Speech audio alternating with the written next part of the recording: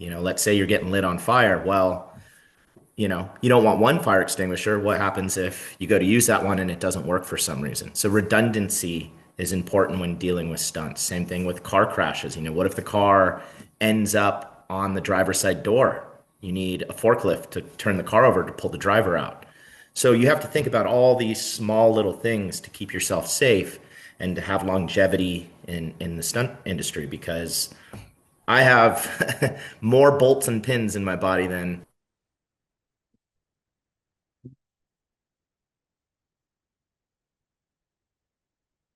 Did we lose? We lost internet again. That happened last time too. Uh, I know. We'll get back to it. We'll say it Oh, like, we lost you at bolts and pins. okay.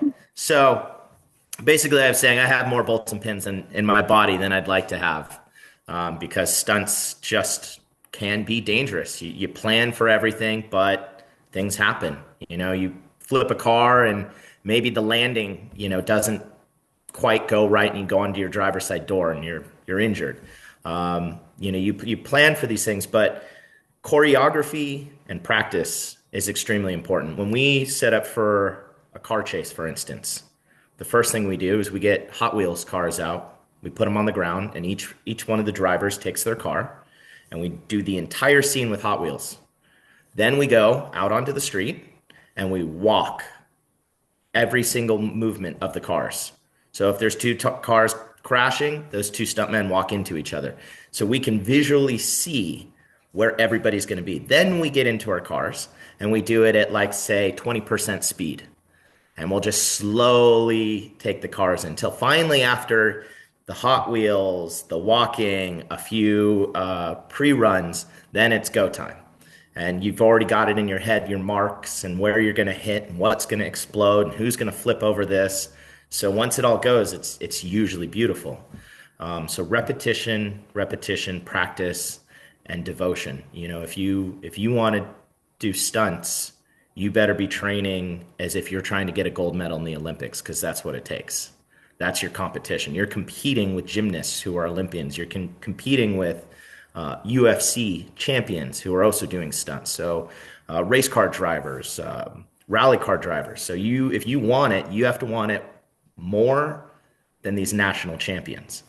So it's a tough gig, but what you guys are doing now and learning the steps to go forward are really important. Doing stage combat's extremely important. Just knowing how to throw a punch and taking your time.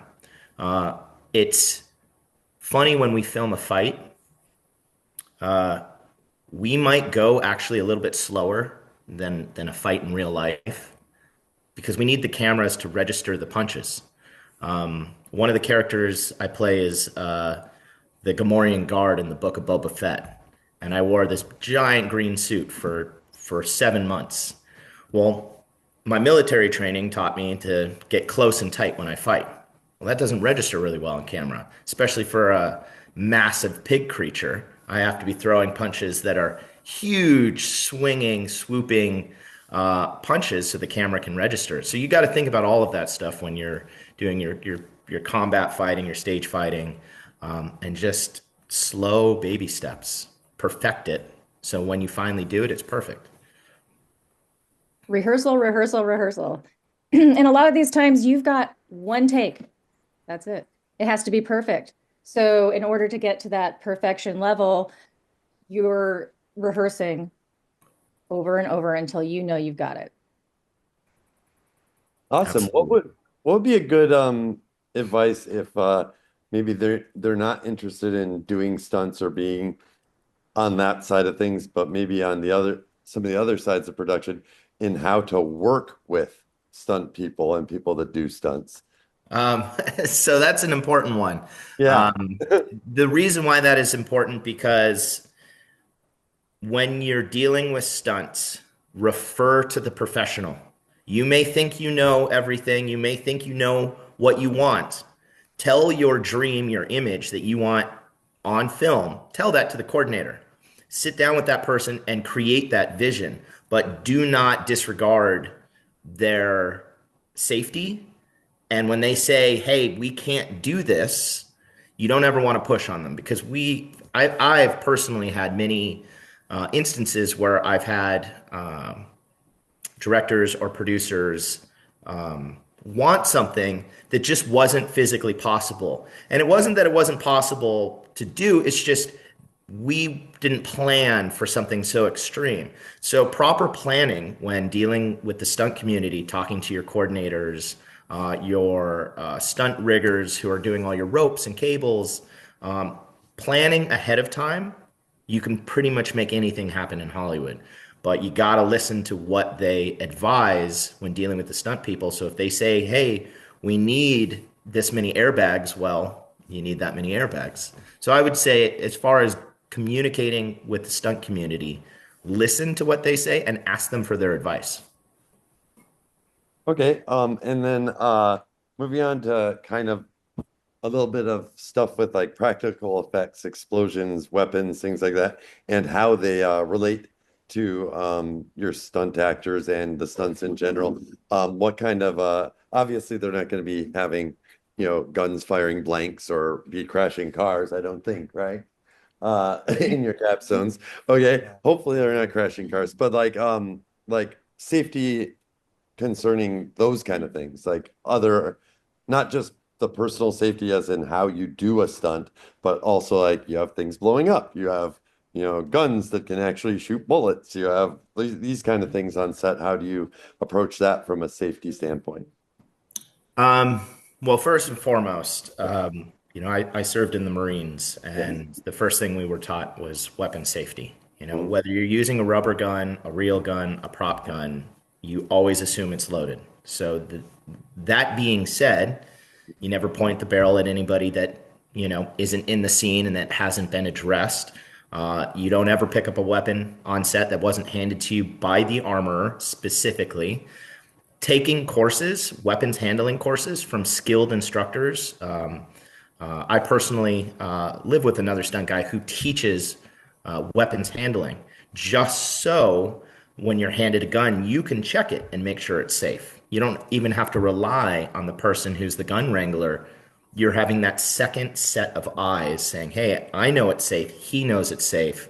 Everybody around us is safe." So weapons are super important. I'm sure we've all read stories in the news about incidences through history that have happened with improper weapon safety on set, and it's tragic. And those kind of things don't need to happen with just few simple steps. Keeping your finger off the trigger, not pointing your barrel at anybody, treating the weapon always as if it is loaded is extremely important. And then explosions and fire, that kind of stuff. Honestly, it's as crazy and chaotic as it seems. Those are more of the easier things to deal with because your special effects person, if they're setting it up, they should be really good. And most of the time I've ever been in explosions, I bring my own fire gear. I've got my own fire gel on. And if I'm not being lit on fire, it's just asking the special effects guy, "Hey, what's in this cannon? Is this diesel fuel? Is this black powder? Do we have cork board in here? Is there rocks or sand? Is it shaped to go up or out?" So you could kind of just ask some simple questions when it comes to explosions. And then cars, cars are the big one because really it comes down to the driver and making sure that there is no personnel anywhere close to where that car is landing or crashing.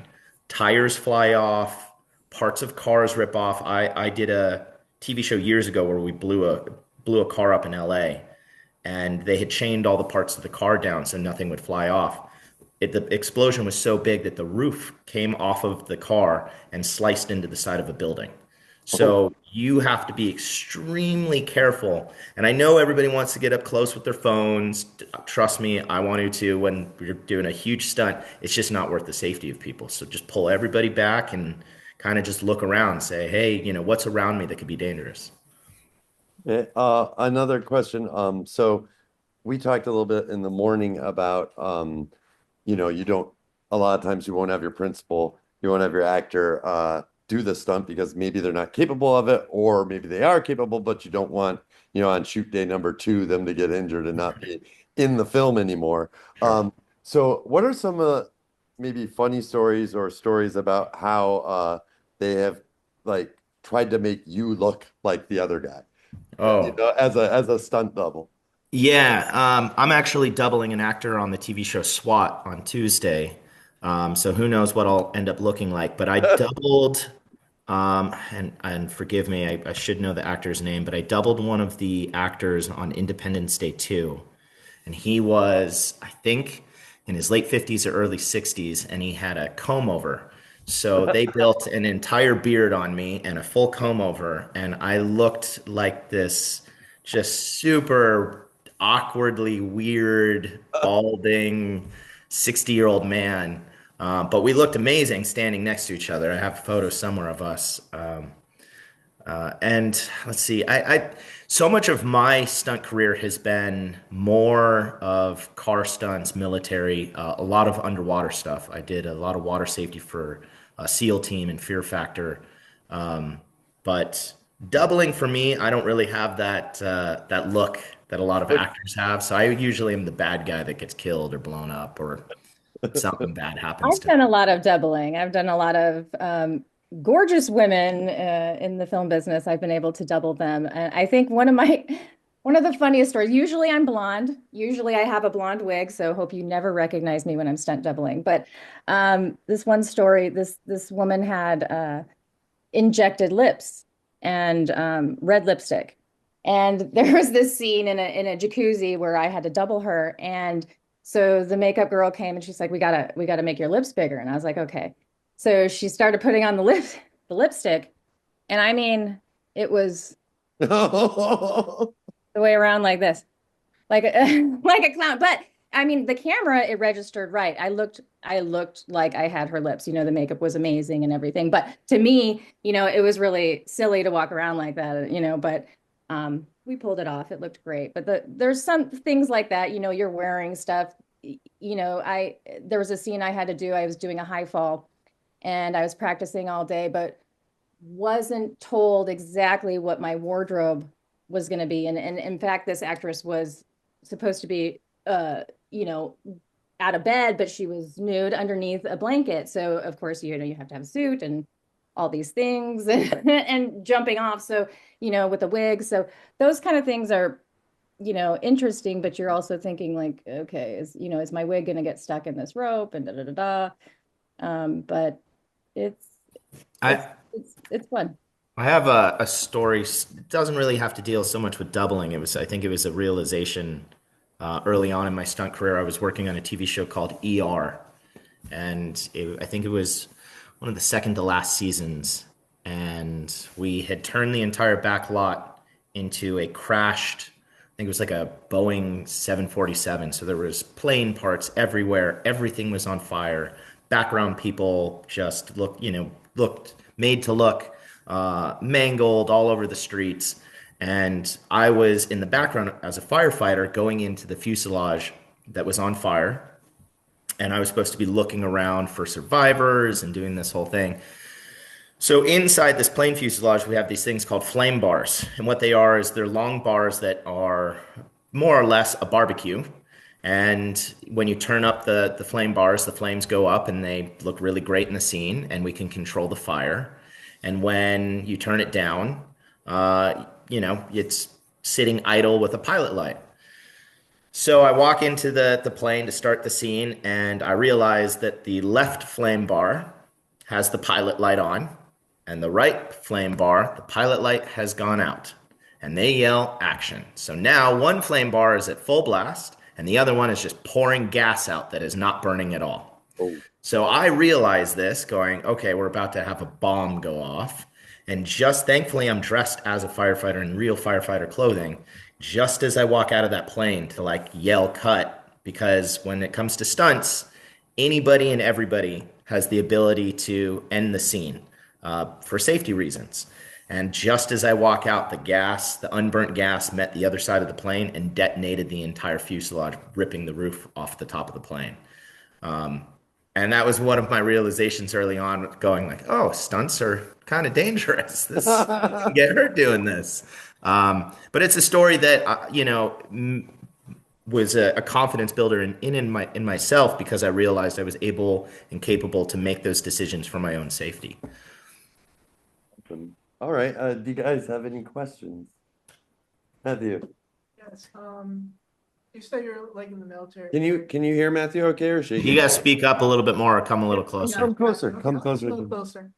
Just you can just kind of right there. Yeah. There he is. So you said you were like in the military, mostly just underwater work. I'm concerned after high school, potentially going to the military. So, and also know that I'm also scuba certified. So, Mhm.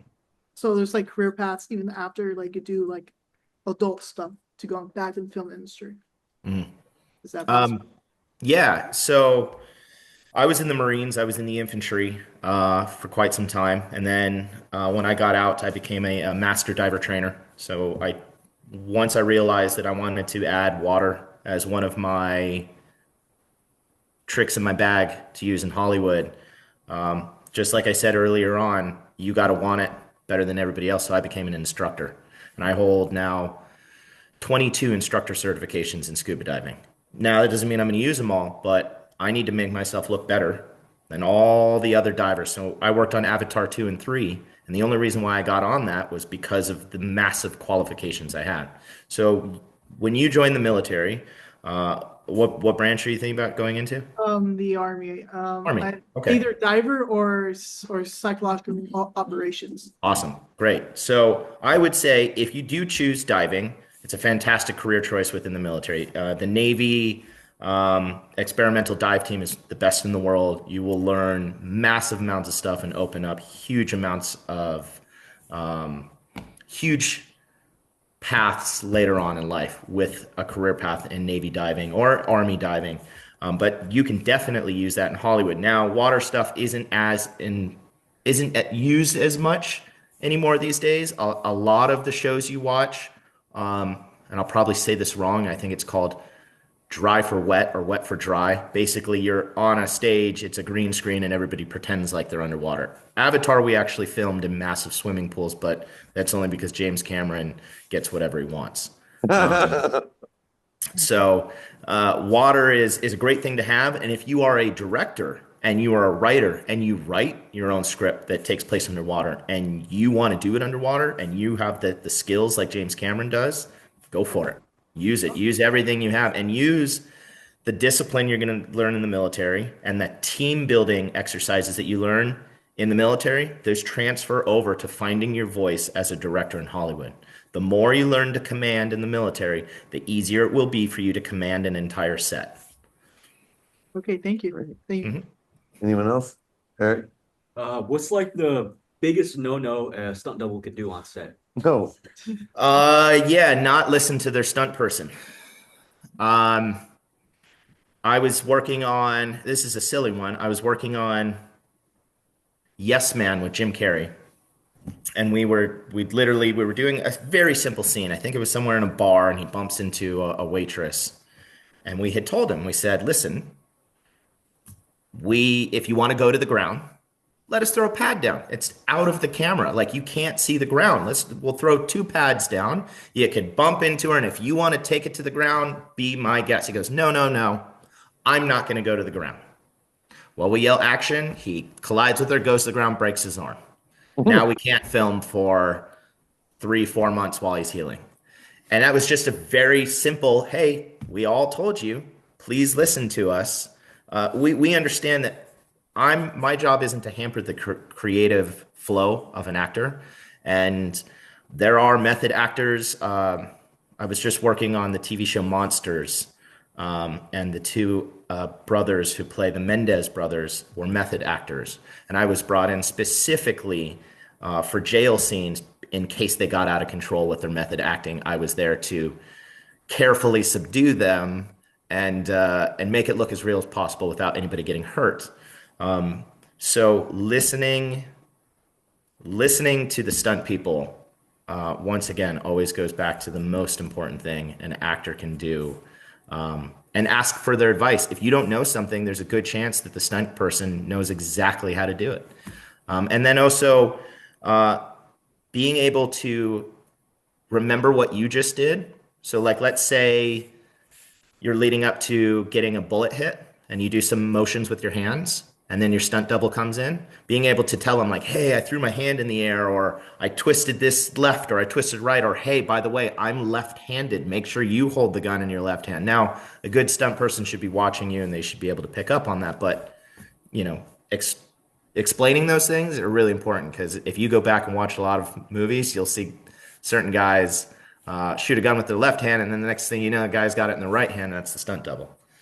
Wouldn't a script supervisor be involved in helping make sure those are minimized For as well? continuity, of course. Yes. Yeah. Yeah. And that's one of the main focuses of their job, to make sure. But of course, movies and sets, they move really fast and a lot is to be missed. So it is kind of the responsibility of, like, a stunt double like me. I will watch that actor, their mannerisms, everything, and I will copy everything down to anything that I see them doing, and watching the scene before mine, or before I'm doubling. That's really, really important. So you pull it off seamlessly. So that seems like your acting background in as a stunt person comes in pretty handy in that case, because you can do that. You have experience doing that. Would you recommend that if you did want to get into stunts, also doing some acting is a good thing to do? Absolutely. Yeah. Mhm. Okay. You can Uh, also get a lot more opportunities that way. Sometimes, they need someone else that may need to speak a line. And so Yep. there, you're on set, you have that opportunity to go and, have some lines on camera. It's very- way more popular these days. To be a lot of the shows I get hired on ask me to read lines, because they just want to. It's such a small scene that it's it's good for the stunt person to just do the lines, be the character, and do the stunt all in one. Because if I get hurt, it's really not detrimental to the completion of the film. Because I might just be a security guard that just says like, "Hey, what are you doing over there?" And that just might be my lines before I get hit by a bus or something All crazy. right. But it would be silly to have an actor do something so small and then the stunt person. So more now than ever, acting is playing a major role um, in the stunt community. Absolutely. On our last Western action film, The Gunslingers, Nicolas Cage's stunt double, when he was doubling him in scenes while, Nick was back at his trailer, he was there sitting on set for all of the other actors, reading the same lines, the same canter, everything. And it is so helpful because, yeah, maybe the stunt double isn't on camera, but everyone else is, and Nicolas Cage is not. So they're reacting to this. So it's so helpful and so meaningful, really, to pull it all together. Very cool. Anybody else have a question? Anything? No? Any year ones have a question? Brandon. That's not even his name, dude. Um, We have a little division between our first and second years. They don't meet each other very often. Collin, did you have interest in acting ever, or has it just always been stunts? Um, yeah, stunt. So my dad started in 1974 in a old show called Hardcastle McCormick. And my dad got in the film industry through driving.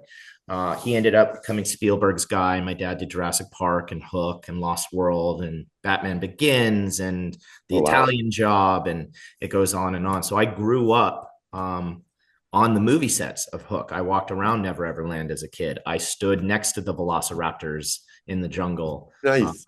I was on the bus, in the movie Speed with Keanu Reeves. So I spent my entire life watching guys flip cars and rappel off of cliffs and fall out of helicopters.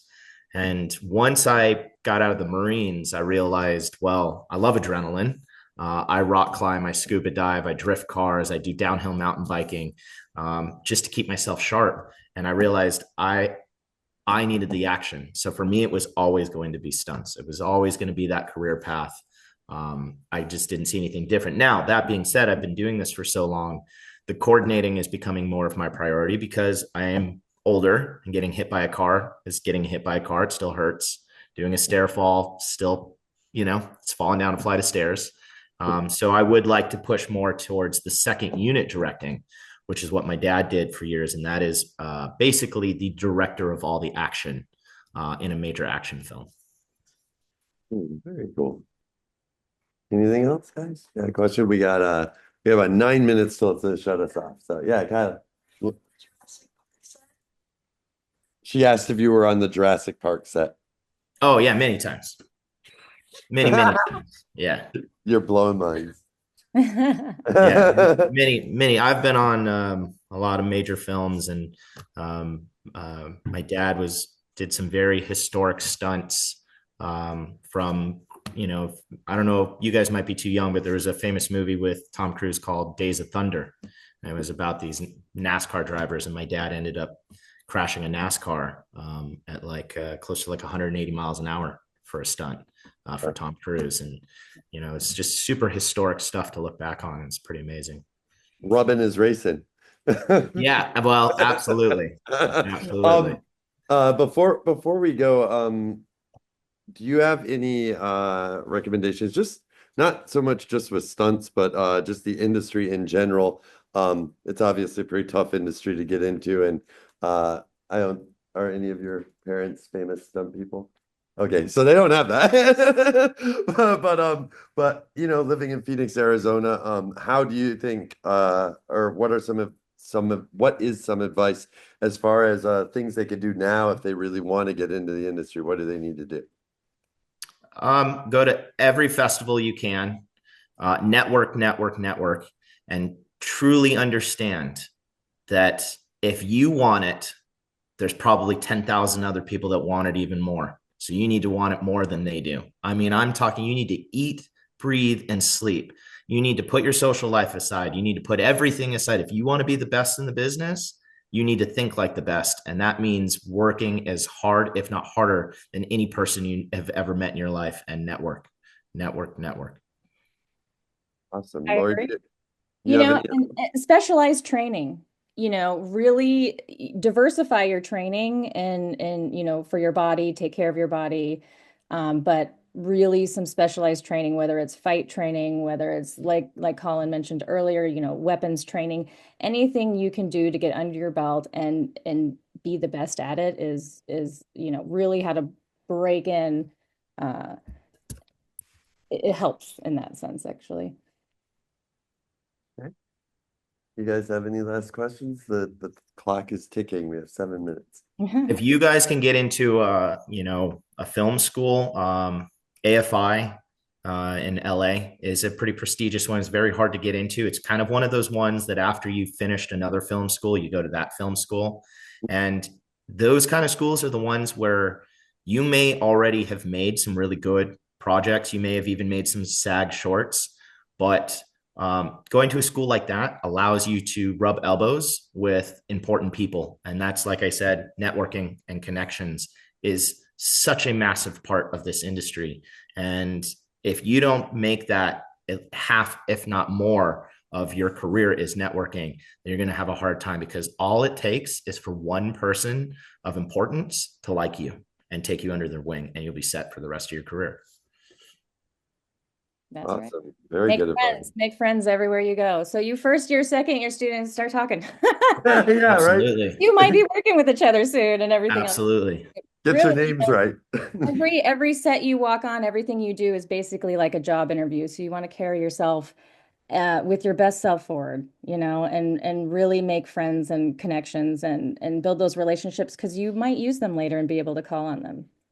I have. So. Yeah. All right. So always remember everybody's name. Try. All right. Well, thank you, Laura and Corey. Just kidding. Thanks so much for taking time out of your busy day to talk to us. I know they appreciate it. It's pretty cool to get people in the biz to talk and share their stories. So I know it's super valuable. So thanks a lot for coming on the call. Appreciate it. Yeah, of course. Absolutely. All right. Bye, guys. See ya. Take care.